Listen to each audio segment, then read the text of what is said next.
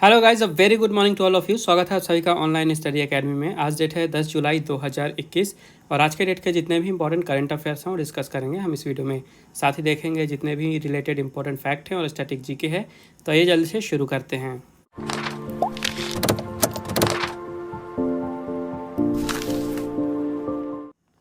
तो आज का पहला क्वेश्चन है, which department has been brought under finance ministry recently.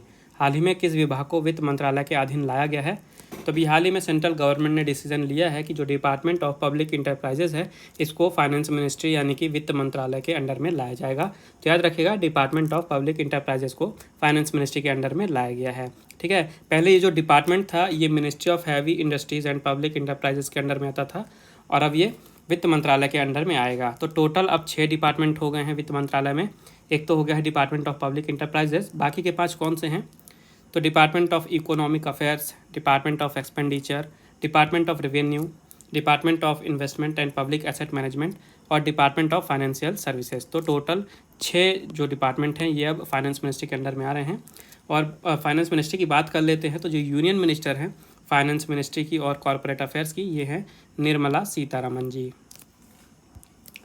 अगला क्वेश्चन है, विच मिनिस्ट्री हैज़ इम्प्लीमेंटेड स्पर्श सिस्टम। हाल ही में स्पर्श प्रणाली किस मंत्रालय ने लागू की है। तो अभी हाल ही में भारत की रक्षा मंत्रालय यानी कि मिनिस्ट्री ऑफ डिफेंस ने लागू किया है स्पर्श सिस्टम। ठीक है, स्पर्श का फुल फॉर्म रखा गया है। स्पर्श का फुल फॉर्म है सिस्टम फॉर पेंशन एडमिनिस्ट्रेशन रक्षा। ठीक है, स्पर्श का मतलब है सिस्टम फॉर पेंशन एडमिनिस्ट्रेशन रक्षा। तो मिनिस्ट्री ऑफ डिफेंस के द्वारा इम्प्लीमेंट किया गया है ये स्पर्श सिस्टम। और इसे लागू क्यों किया गया है? तो जो डिफेंस में काम कर रहे हैं और रिटायर हो चुके हैं जो पेंशनर हैं, उनकी जो पेंशन होती है उसके लिए ऑटोमेशन प्रोसेस करने के लिए, जो प्रोसेस होती है उसको ऑटोमेटिक करने के लिए ये सिस्टम लागू किया गया है, जिसके तहत जो भी पेंशनर हैं उन्हें अब किसी एक्सटर्नल आदमी के ऊपर डिपेंडेंट नहीं रहना पड़ेगा। वो ऑनलाइन ही अपने पेंशन के लिए क्लेम कर सकते हैं और जो पेंशन होगी सीधे उनके खाते में जमा हो जाएगी, क्रेडिट हो जाएगी। और इसके लिए स्टेट बैंक ऑफ इंडिया और पंजाब नेशनल बैंक को सर्विस सेंटर के रूप में चुना गया है इस सिस्टम के लिए। तो याद रखिएगा, स्टेट बैंक ऑफ इंडिया और पंजाब नेशनल बैंक। और मिनिस्ट्री ऑफ डिफेंस की बात कर लेते हैं तो यूनियन मिनिस्टर हैं राजनाथ सिंह। अगला क्वेश्चन है, which metro corporation has launched India's first UPI based cashless parking. किस मेट्रो कॉरपोरेशन ने भारत की पहली यूपीआई आधारित कैशलेस पार्किंग लॉन्च की है? तभी हाल ही में डीएमआरसी यानी कि दिल्ली मेट्रो रेल कॉरपोरेशन ने भारत का पहला यूपीआई बेस्ड कैशलेस पार्किंग शुरू किया है। और कहाँ पे शुरू किया गया है? तो जो कश्मीरी गेट मेट्रो स्टेशन है वहाँ पे इसे शुरू किया गया है। तो अब जो पार्किंग होगी वहाँ पे फास्टैग या यूपीआई के जरिए ही वहाँ पे पेमेंट किया जा सकेगा, ताकि जो टाइम होता है व्हीकल्स जैसे एंट्री कर रहे हैं तो पेमेंट में काफ़ी टाइम लग जाता है, कैश में कलेक्ट करने में तो लाइन काफ़ी ज़्यादा हो जाती है, काफ़ी ज़्यादा ट्रैफिक रहता है कश्मीरी गेट पे। तो इसीलिए ये कदम उठाया गया है ताकि जो पेमेंट है ये तुरंत यूपीआई या फास्टैग के माध्यम से तुरंत डिडक्ट हो जाए और व्हीकल्स को एंट्री के टाइम पे वहाँ पे टाइम ना लगे। इसी कारण से इसे शुरू किया गया है।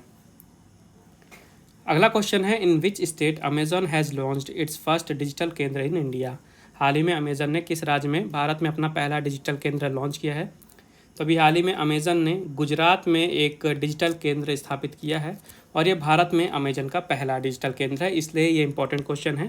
तो याद रखिएगा, गुजरात में शुरू किया गया है अमेजन का ये पहला डिजिटल केंद्र। तो ये जो डिजिटल केंद्र हैं ये है क्या एक्चुअली में? तो ये सेंटर होते हैं जहाँ पे एमएसएमई जो है, माइक्रो स्मॉल और मीडियम इंटरप्राइजेज, इनको अपॉर्चुनिटी मिलेगी कि ये अपने बिजनेस के बारे में सीख सकें और अपने बिजनेस को प्रमोट कर सकें। तो जो अमेजन के डिजिटल केंद्र हैं इनके हेल्प से एमएसएमई काफ़ी ज़्यादा यहाँ पे सर्विसेज का फ़ायदा ले सकती हैं। मतलब अपने जो कार्यकर्ता हैं उनको ट्रेनिंग दे सकती हैं। उसके अलावा जीएसटी और टैक्स के लिए सपोर्ट प्राप्त कर सकती हैं, किस तरह से सामान को शिपिंग करना है, लॉजिस्टिक करना है, एक जगह से दूसरे जगह भेजना है, उसके लिए सपोर्ट ले सकती हैं। और डिजिटल मार्केटिंग किस तरह से करनी है ये सब कुछ सीख सकती हैं एमएसएमई इसी डिजिटल केंद्र में। तो इसका इनॉग्रेशन गुजरात के चीफ मिनिस्टर विजय रूपानी जी के द्वारा किया गया है। और अमेज़न की बात कर लेते हैं तो यहाँ के सीईओ बन गए हैं नए एंड्रयू आर जेसी। ठीक है, जेफ बेजोस अब भूल जाइए, ये सिर्फ आप फाउंडर रह गए हैं, सीईओ इन्होंने छोड़ दिया सीईओ का पद, नए सीईओ बन गए हैं एंड्रयू आर जेसी। इसकी स्थापना हुई थी 1994 में और इसका हेडक्वार्टर है वाशिंगटन डीसी यूएसए में। अगला क्वेश्चन है, where will the India's first maritime arbitration centre be set up. Bharat का पहला समुद्री मध्यस्थता केंद्र कहाँ स्थापित किया जाएगा?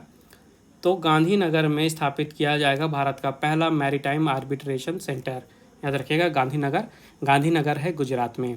तो गुजरात की मैरीटाइम यूनिवर्सिटी ने international financial services centre authority के साथ एक MOU साइन किया है, जिसके तहत जो वहाँ पे गिफ्ट सिटी है, ठीक है, गिफ्ट सिटी है जो गांधीनगर में, वहाँ पे भारत का पहला मैरीटाइम आर्बिट्रेशन सेंटर स्थापित किया जाएगा। और इसका काम क्या होगा, तो मैरीन सेक्टर और शिपिंग सेक्टर में जो भी वहाँ पे डिस्प्यूट होते हैं, झगड़े होते हैं, उन्हें सुलझाने का काम करेगा ये मैरीटाइम आर्बिट्रेशन सेंटर, ठीक है। और ये गांधीनगर में स्थापित किया जा रहा है। गांधीनगर जो है ये गुजरात की कैपिटल है, जहाँ के चीफ मिनिस्टर हैं विजय रूपानी जी और गवर्नर हैं आचार्य देवव्रत। अगला क्वेश्चन है, where has been the India's first movable fresh water tunnel aquarium installed. Bharat का पहला चल मीठे पानी की सुरंग मछली घर कहाँ स्थापित किया गया है। तो अभी हाल ही में बेंगलुरु सिटी स्टेशन में भारत का पहला movable fresh water tunnel aquarium install किया गया है। याद रखिएगा, बेंगलुरु सिटी स्टेशन, आप फोटो में देख सकते हैं। तो इसका नाम दिया गया है द एक्वेटिक किंगडम एक्वेरियम, नाम याद रखिएगा, द एक्वेटिक किंगडम एक्वेरियम। इसकी लंबाई है 12 फीट की और स्टेशन में एंट्री करते से ही आपको ये जो टनल एक्वेरियम है इसका फ़ायदा मिलेगा, इसका लुत्फ़ उठाने का फ़ायदा मिलेगा आपको। जहाँ पे एंट्री करते ही आपको वहाँ पे डॉल्फिन्स दिखेंगी और भी जो समुद्री जीव होते हैं ये सब भी दिखेंगे इस एक्वेरियम के अंदर में। तो याद रखिएगा, बेंगलुरु सिटी स्टेशन में भारत का पहला movable fresh water tunnel aquarium स्थापित किया जा रहा है। अगला क्वेश्चन है, where does the world's tallest sand castle constructed. विश्व का सबसे ऊंचा बालू महल कहाँ बनाया गया है। तो डेनमार्क में बनाया गया है विश्व का सबसे ऊंचा बालू महल, और इस महल को गिनीज वर्ल्ड ऑफ रिकॉर्ड में जगह मिल चुकी है। इसकी ऊंचाई है 21.16 मीटर की। जिसके पहले वर्ल्ड रिकॉर्ड था ये जर्मनी में एक सैंड कासल के नाम था, जिसकी ऊंचाई थी 17.66 मीटर, जो कि 2019 में बनाया गया था। और अभी डेनमार्क में बनाया गया है नया सैंड कासल, जिसकी ऊंचाई है 21.16 मीटर की। डेनमार्क की कैपिटल है कोपेनहेगन, करेंसी है डैनिश क्रोन और प्राइम मिनिस्टर हैं मेट फ्रेडरिक्सन। अगला क्वेश्चन है, in which city world's deepest swimming pool has been constructed. विश्व का सबसे गहरे स्विमिंग पूल का निर्माण किस शहर में किया गया है। तो दुबई में बनाया गया है विश्व का सबसे गहरा स्विमिंग पूल, यानी कि वर्ल्ड्स डीपेस्ट स्विमिंग पूल कहाँ बना है, दुबई में, ठीक है। तो इसे भी गिनीज वर्ल्ड रिकॉर्ड में दर्ज किया जा चुका है। ये जो स्विमिंग पूल है इसकी गहराई है 60.02 मीटर्स की, ठीक है, 60.02 मीटर की गहराई है इसकी, और इसे भी गिनीज वर्ल्ड रिकॉर्ड में जगह मिल चुकी है। तो याद रखिएगा, विश्व का सबसे गहरा स्विमिंग पूल अब है दुबई में, और ये इतना गहरा है कि इसके अंदर ही आप देख सकते हैं यहाँ रहने के लिए रूम्स वगैरह भी बनाए जा चुके हैं। तो दुबई जो है ये UAE में है, यूनाइटेड अरब एमिरेट्स में, जहाँ की कैपिटल है अबू धाबी। प्रेसिडेंट हैं खलीफा बिन जायद अल नहयान, प्राइम मिनिस्टर है मोहम्मद बिन राशिद अल मखतूम और करेंसी है UAE दिरहम। अगला क्वेश्चन है, who has been reelected as the prime minister of Sweden. Sweden के प्रधानमंत्री के रूप में फिर से किसे चुना गया है। तो स्टीफन लोवेन जो थे ये प्रधानमंत्री थे स्वीडन के, और हाल ही में इन्हें फिर से स्वीडन के प्रधानमंत्री के रूप में चुन लिया गया है। नाम याद रखिएगा, स्टीफन लोवेन। इंपॉर्टेंट क्वेश्चन है। स्वीडन की कैपिटल है स्टॉकहोम, करेंसी है स्वीडिश क्रोना और प्राइम मिनिस्टर फिर से बन गए हैं स्टीफन लोवेन। अगला क्वेश्चन है, which bank has partnered with NIIT to launch digital banking academy. Digital banking अकादमी शुरू करने के लिए किस बैंक ने NIIT के साथ भागीदारी की है। तो अभी हाल ही में एक्सिस बैंक ने NIIT के साथ भागीदारी की है डिजिटल बैंकिंग एकेडमी शुरू करने के लिए। NIIT institute of finance, banking and insurance और एक्सिस बैंक के बीच में ये प्रोफेशनल प्रोग्राम शुरू किया जा रहा है, ताकि बैंकिंग सेक्टर में, प्राइवेट बैंकिंग सेक्टर में आगे चल के लोगों को तैयार किया जा सके वहाँ पे काम करने के लिए। तो ये इस प्रोग्राम के अंडर कोई भी अप्लाई कर सकता है, जो ग्रेजुएट हों या जिनके पास 0 से 3 साल का एक्सपीरियंस हो वो भी। और इसके बाद जो उनका 18 महीने का प्रोग्राम होगा, इसे कंप्लीट करने के बाद ये एक्सिस बैंक को ज्वाइन कर सकते हैं, ठीक है। तो इसकी स्थापना हुई थी एक्सिस बैंक की 1994 में। हेडक्वार्टर है मुंबई में।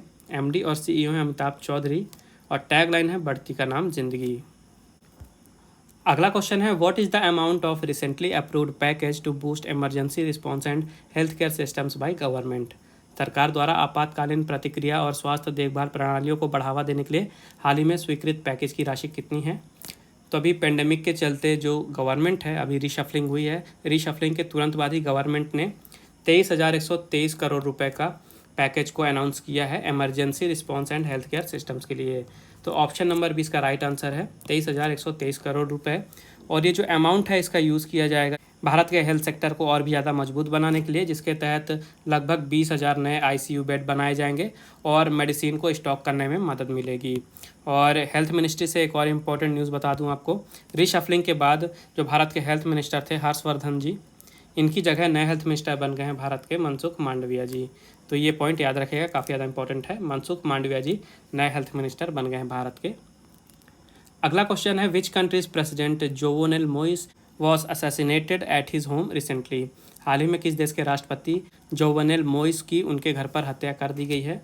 तो अभी हाल ही में हैती के प्रेसिडेंट हैं जोवेनेल मोइस, इनकी उनके घर पे हत्या कर दी गई है। काफ़ी ज़्यादा न्यूज़ में चल रहा है ये अभी प्रेजेंट में, तो यहाँ से चांसेस हैं क्वेश्चन बनने के। तो याद रखिएगा हैती के प्रेसिडेंट थे ये, ठीक है, जोवेनेल मोइस। और जो हैती है यहाँ की कैपिटल है पोर्ट ऑ प्रिंस।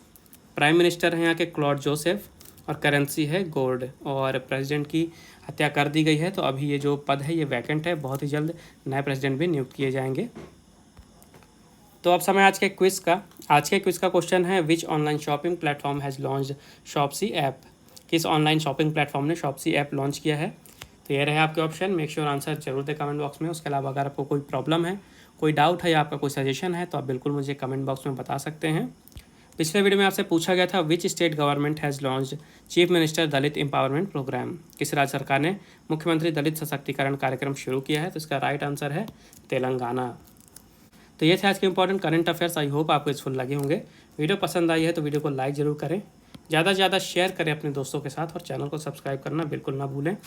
बेल आइकन जरूर दबाइएगा ताकि नोटिफिकेशन आपको मिलती रहे। और रिवीजन के लिए अगर आपको पीडीएफ की फ़ाइल चाहिए तो उसकी लिंक आपको डिस्क्रिप्शन में मिल जाएगी, आप वहाँ से डाउनलोड कर सकते हैं। बाकी मिलते हैं अगले वीडियो में कुछ नए करंट अफेयर्स के साथ। तब तक के लिए take care and thank you guys.